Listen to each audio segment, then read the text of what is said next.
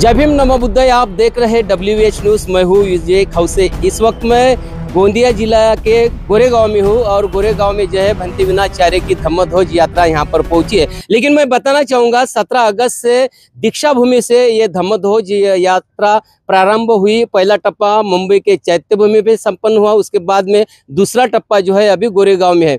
मैं खास करके बताऊंगा कि ये जो आप 3 लोग देख रहे हैं, ये 3 ही लोग जो है ये आयोजक है और इस यात्रा को सफल बनाने में उन्होंने एक बहुत ही बढ़िया नियोजन किया है, जो कि सफल नियोजन ये मैं बोलूँगा। तो मैं पहले गजबी जी के पास में आऊँगा। गजबी जी क्या बताएंगे कि ये धम्मध्वज यात्रा जो है भंते जी विनाचार्य जेल में रहने के बाद आपने इस कार्यक्रम का नियोजन किया और बहुत ही अच्छा नियोजन किया। अभी ये सफल धम्म यात्रा यहाँ तक पहुँची है। सबसे पहले आपके यच न्यूज के सभी दर्शकों को मेरी तरफ से बहुत बहुत शुभकामनाएं है। आपने 16 अगस्त 2025 को पवित्र दीक्षा भूमि से ये यात्रा को शुरू की गई और इस यात्रा का सारा कवरेज आपने किया, उसके लिए आपको बहुत बहुत साधुवाद है। और ये यात्रा शुरू करने के पीछे का मकसद यही था कि भंते विनाचार्य जी जो है वो 68 दिन जेल में रहे और जेल में रहने के बाद इस यात्रा को शुरू करने के लिए हमने बार बार उनसे संपर्क किया और संपर्क करने के बाद में इस यात्रा को प्रारंभ किया। ये यात्रा शुरू करने के पीछे का एक ही मकसद था कि BT एक्ट 1949 रद्द करना और महाबोधि महाविहार को मुक्त कराना,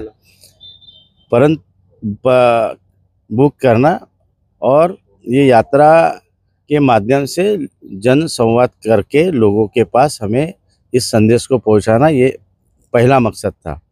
और आज इस यात्रा को शुरू 2 टप्पे में की गई। पहला टप्पा दीक्षा भूमि से शुरू होकर चैत्य भूमि में खत्म हुआ और दूसरा टप्पा पुणे शहर से शुरू होकर आज हम दूसरे टप्पे में समापन की ओर बढ़ते जा रहे हैं। हमारा समापन जो है वो 24 तारीख को, इसी महीने की 24 तारीख को मध्य प्रदेश के सौंसर जिले में है और वहाँ पर भी भारी संख्या में अखिल भारतीय भिक्षु संघ के प्रमुख भिक्षु संघ के सानिध्य में ये सभा का समापन सभा का आयोजन किया गया है। बिल्कुल बिल्कुल, गोंदिया जिले में है और गोंदिया की कल की जो सभा है, भव्य ऐसी सभा हुई, हजारों की तादाद में लोग थे। मेरे साथ में और दूसरे आयोजक राकेश धारगावे जी है।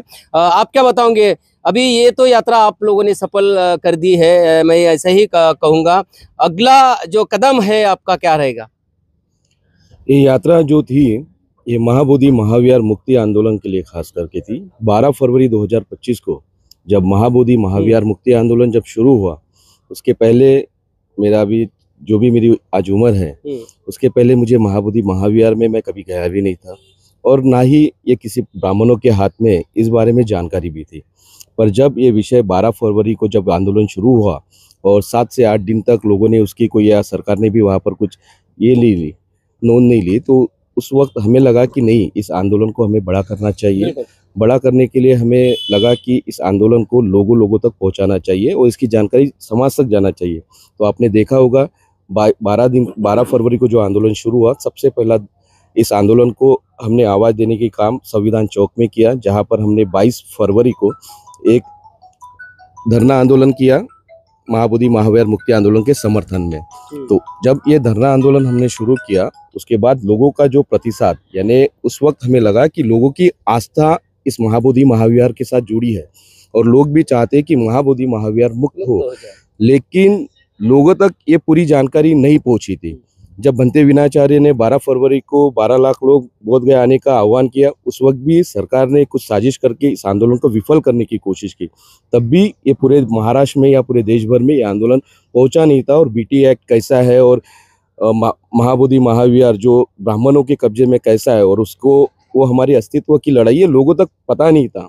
इसीलिए हमने धम्मध्वज यात्रा महाराष्ट्र में शुरू की और ये महाराष्ट्र में जब शुरू हुई तो आपने लोगों को उसके प्रति जो बढ़ता हुआ ये देखा आपने, लोगों की आस्था इस आंदोलन से जुड़ी थी और लोग भी चाहते हैं कि महाबोधि महाविहार मुक्त हो और उनके बारे में जानकारी भी गई। और आज जहाँ तक हम महाराष्ट्र से, नागपुर से जो शुरू किया था जो कारवां, जो आज हम गोंदिया में पहुँचे, तो ये करोड़ों लोगों तक ये यात्रा पहुँच चुकी है। आज करोड़ों लोग इस आंदोलन से जुड़े हैं।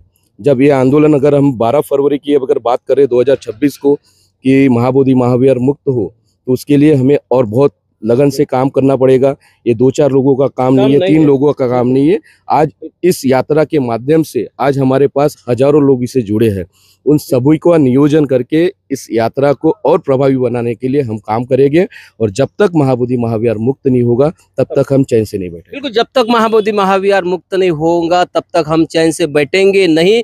और आप लोग भी इस आंदोलन में जुड़े रहिए। और मेरे साथ में है जो कि मैं बताना चाहूँगा, ये जो टीम जो है पूरा 60-70 लोगों की टीम लेकर पूरा ये जो कारवां है पूरे महाराष्ट्र में घूम रहा है। हर लोगों की ऊपर में ध्यान भी है, किसी का खाना हुआ है, किसी का नहीं हुआ है, गाड़ी का है, ये सारा जो मैनेजमेंट है वो ये तीनों आयोजक देखते हैं। मेरे साथ में योगेश राउत जी है।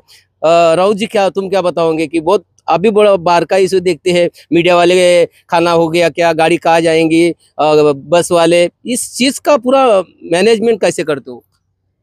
जो हमारा कारवां निकला था तो हमने सब काम एक दूसरे को डिस्ट्रीब्यूट कर दिए थे। बिल्कुल, धारगावे जी पूरा, बंते जी वगैरह सब संभालते थे। मुझे पूरा खर्चे का और सब मैनेजमेंट मेरे हाथ में था कि हमारे ट्रिप में जितने भी लोग हैं हर एक व्यक्ति पे ध्यान देना मेरा काम था, क्योंकि यात्रा बहुत बड़ी थी, 38 दिन की यात्रा थी, तो किसी को कोई तकलीफ ना हो, कोई बीमार ना हो। और क्योंकि हर जगह अलग अलग टेम्परेचर, पानी, हर जगह का पानी अलग, खाना अलग, तो हर व्यक्ति पे ध्यान देना जरूरी था, क्योंकि यात्रा हमारी बहुत बड़ी है और ये इस यात्रा को कोई दाग ना लग जाए, ये हमारा कर्तव्य था। इसलिए सब लोगों पे ध्यान दे रहे हैं, आपने देखा ही है। बिल्कुल बिल्कुल, नहीं, सभी लोगों के ऊपर में ध्यान दे रहा है और इन लोगों का भी शुक्रिया अदा करना पड़ेगा, क्योंकि ये धम्मध्वज यात्रा के माध्यम से करोड़ों लोगों तक के ये जो भंते विनाचार्य की आवाज़ है, भंते विनाचार्य की धम्मध्वज यात्रा है, इन लोगों ने ये पहुंचाई है। और उसमें हमारा भी मीडिया का बहुत बड़ा एक रोल है कि हम भी लगातार जो है इस धम्मध्वज यात्रा को कवर कर रहे हैं। तो निश्चित रूप से भंते विनाचार्य जी ने जो है ये एक आह्वान किया है कि 12 फरवरी 2026 को है दिल्ली में जाना है, और दिल्ली में जाने के लिए भी थोड़ा नियोजन गजबीजी करेंगे, ऐसा लगता है मुझे। दिल्ली में जाने के लिए भी आपका नियोजन होगा ही।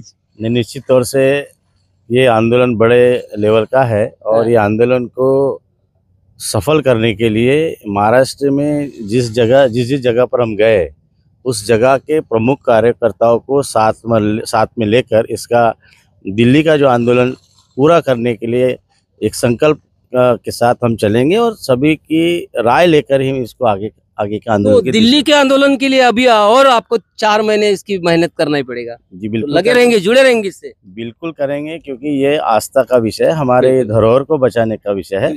जो हमारे भट्ट ब्राह्मण जो है उनके कब्जे में, उसको बाहर उनके जो कब्जे में जो हमारा धरोहर है उसको बचाने के हर संभव तक प्रयास हम करेंगे। निश्चित रूप से महाबोधि महाविहार जो है ये हमारी धरोहर है, और इसे बचाने के लिए इन्हीं की जिम्मेदारी नहीं है, तो तमाम जो भारत के बौद्ध है सभी की जिम्मेदारी है। अभी भंते विनाचार्य ने जी ने जो ऐलान किया है दिल्ली चलने का, तो आप अभी से ही दिल्ली की तैयारी कीजिए। आपके गाँव में से भी आप लोग लाने की तैयारी कीजिए। हर गांव से अगर एक 4 व्हीलर कार लेकर भी आते हैं तो हजारों कारें दिल्ली में पहुंच जाएंगी। ऐसा ही अब नियोजन जो है आपके गांव से भी करिए। ऐसा नहीं कि इन लोगों ने आयोजन करना चाहिए, अभी इन लोगों ने महाराष्ट्र का आयोजन बहुत ही गजब का अच्छा किया है, रैली को सफल बनाए हैं, बहुत सारे लोग इस मिशन में जुड़े हैं। बस अभी अगला कदम जो है हमारा दिल्ली का है, तो निश्चित रूप से महाबोधि महाविहार को मुक्त करना है तो आपको दिल्ली आना है। देखते रहिए WH न्यूज़, लाइक करें, सब्सक्राइब करें। जय भीम, नमो बुद्धाय।